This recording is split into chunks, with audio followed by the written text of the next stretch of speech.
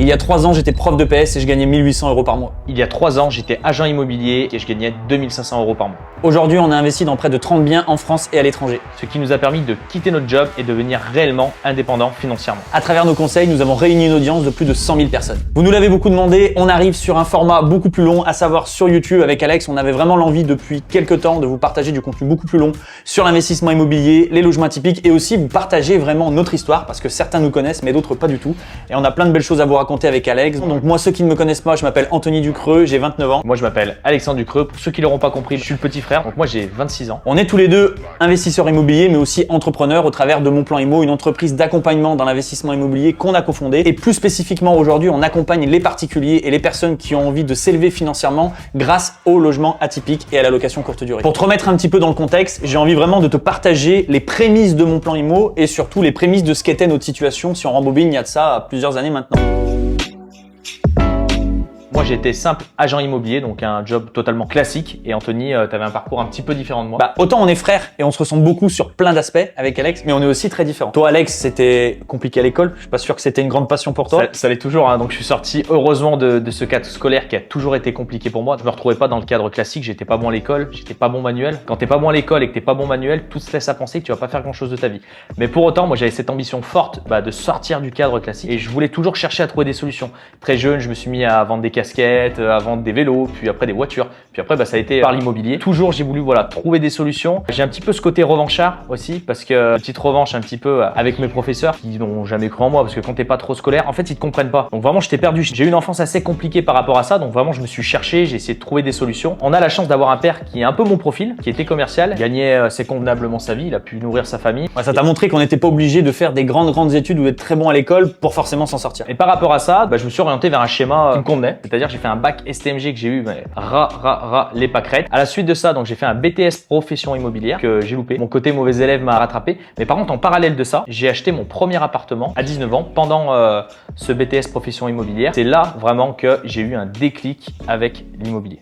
Et donc comme je vous disais, autant Alex, il a un profil très particulier, on est frères, on se ressemble beaucoup, mais moi, parcours complètement différent, beaucoup plus conventionnel. Je cochais beaucoup de cases du schéma traditionnel français tout simplement. Donc moi, il faut savoir que je suis passionné de sport et de voyage. J'ai fait un bac économique et social que j'ai eu mention bien. Et donc à la suite de ce bac économique et social, je suis parti en STAPS, fac de sport. Comme je te le disais, je suis passionné de sport, c'est vraiment quelque chose qui me tenait à cœur et j'aimais aussi beaucoup les enfants. Donc je me suis dit tout simplement, si je fais le mix entre les deux, éducation, enfant, passion pour le sport, je mixe tout ça, ça faisait prof de PS. Et j'adorais à l'époque d'avoir forcément le combo de gagner de l'argent mais de manière assez efficace. C'est-à-dire que je me disais, quitte à gagner 2000 € par mois, autant le faire avec une qualité de vie qui est intéressante. Et pour le coup, prof, voilà, on s'en cache pas, avec les vacances scolaires, le train de vie au quotidien. J'ai eu le fameux Graal du CAPES, le concours pour être prof de PS au bout de 4 ans d'études, ce qui m'a permis d'exercer ensuite la profession pendant plus de 4 ans. Et donc là, en fait, à ce moment-là, je me suis confronté à vraiment 2 facteurs qui m'ont poussé à me lancer dans l'investissement immobilier. Le premier, c'est Alex.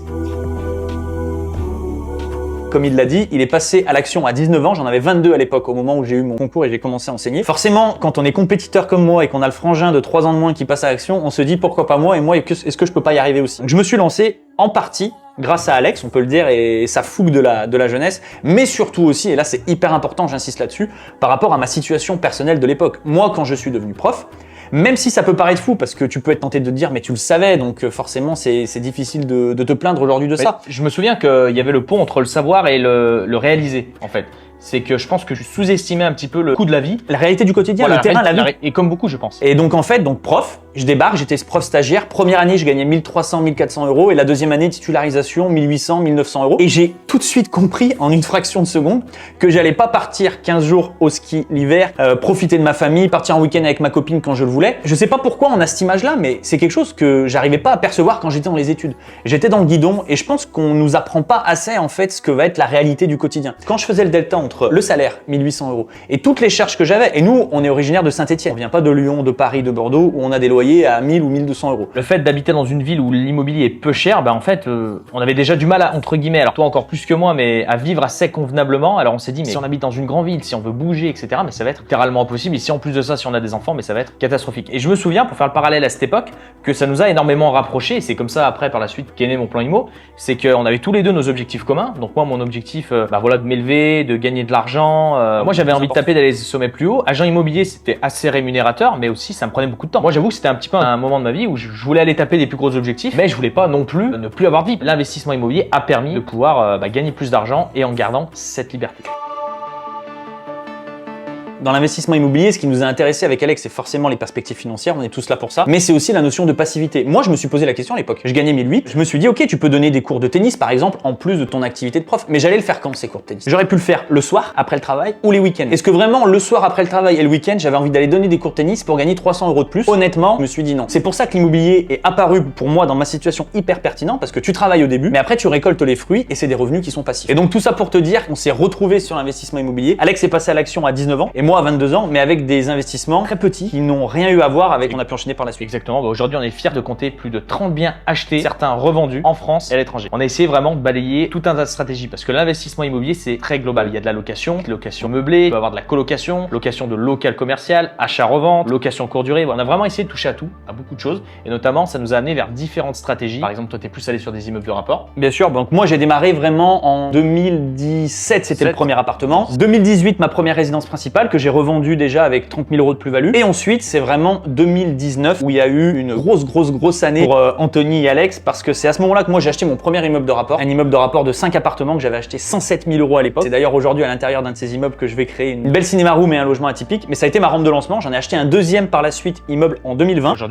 Aujourd'hui revendu, donc avec plus de 60 000 € de plus-value. Moi, c'est vrai que les immeubles, ça a été une stratégie qui me convenait bien. J'aimais cette idée d'acheter en gros et surtout, je suis tombé dans un contexte bancaire hyper facilitateur et c'est ce qui a fait qu'avec mon salaire de prof à l'époque et peu d'épargne, j'ai pu enchaîner autant. Et moi, je suis allé sur des stratégies un petit peu plus agressives, si je puis dire. Donc, je suis allé sur de la colocation, sur de la location étudiante. Donc, j'étais sur des plus petits budgets, mais avec, on va dire, une stratégie un petit peu plus punchy. Donc, une colocation, tu mets 2-3 profils différents dans le même appartement. Après, je suis allé plus tard sur la location courte durée et surtout la location courte durée de logements atypiques. Entre temps, j'ai fait aussi des achats-reventes. C'est le cas de ma première résidence principale où j'ai dégagé 60 000 € de plus-value. Et tout ça pour dire qu'aujourd'hui, on a de la hauteur. On prend de la hauteur sur tout ce qu'on a fait. Les immeubles, le contexte actuel, la location courte durée atypique. Et donc, c'est ce qui fait qu'aujourd'hui, on s'est clairement positionné sur la LCD atypique parce que tu as rien de plus puissant que ça par rapport à tout ce qu'on a, exactement. Ce qu'on a fait. Depuis 2020, donc c'est-à-dire presque 3 ans aujourd'hui, on s'est spécialisé dans un mode d'exploitation qui est totalement différent et qui, je pense, a rabattu toutes les cartes de l'investissement immobilier, c'est les logements atypiques. Et ces logements atypiques dont parle Alex, pourquoi est-ce qu'on a décidé de se focaliser dessus aujourd'hui? Tout simplement parce qu'on est dans un environnement, un contexte bancaire, social, économique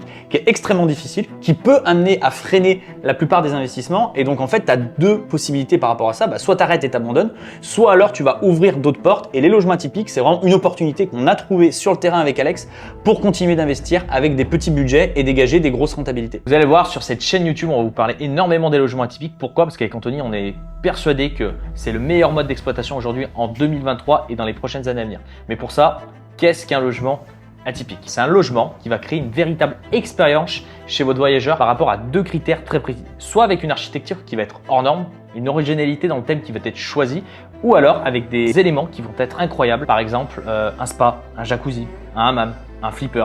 Ça peut être le cas également de tout ce qui peut être thématique, une chambre avec un thème très spécifique sur une ville, un pays ou alors même un film. Clairement, ce qu'il faut vous dire, c'est que quand votre voyageur il passe le pas de la porte, ils se disent « Waouh, ça, je l'ai vu nulle part ailleurs ». Et au niveau de la vision globale qu'on adopte avec Alex sur l'investissement immobilier et les logements atypiques de manière générale, nous, on est convaincus qu'on est au tout début de l'ère des logements atypiques. Et il y a plein de facteurs dans notre quotidien qui peuvent nous montrer, et pour t'en citer ne serait-ce que deux, c'est le premier, on a pris ce qui se passe dans le monde actuel et on l'a ramené dans l'investissement immobilier. Le meilleur exemple que j'aime donner, c'est les restaurants.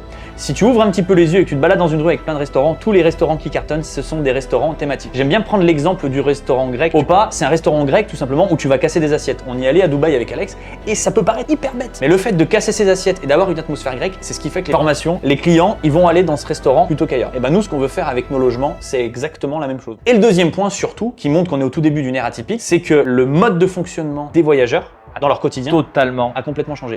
C'est évident, aujourd'hui les gens voyagent différemment. Et ça, c'est surtout dû depuis le Covid. Depuis le Covid, les personnes cherchent à voyager proche de chez eux et ça pour des courts séjours, alors qu'avant, on allait chercher des longs voyages d'une semaine ou 2 semaines loin de chez eux. Tu l'auras compris, avec Alex, on est un petit peu bavard et il y a plein de sujets qu'on a envie d'aborder avec toi sur l'investissement IMO, les logements atypiques. Ça sera le cas justement des prochaines vidéos YouTube qu'on va te préparer. D'ailleurs, n'hésite pas à nous dire dans les commentaires s'il y a des thématiques spécifiques que tu voudrais qu'on aborde. On a une volonté première, c'est de démocratiser l'investissement et les logements atypiques en France. Te montrer un petit peu des choses qui sortent de l'ordinaire, te montrer au niveau des chiffres comment est-ce que ça se passe, c'est vraiment ce qu'on a envie de faire avec ce nouveau format. Si ça t'a plu, n'hésite pas à mettre un petit j'aime sur la vidéo et nous on te dit à très vite de l'autre côté.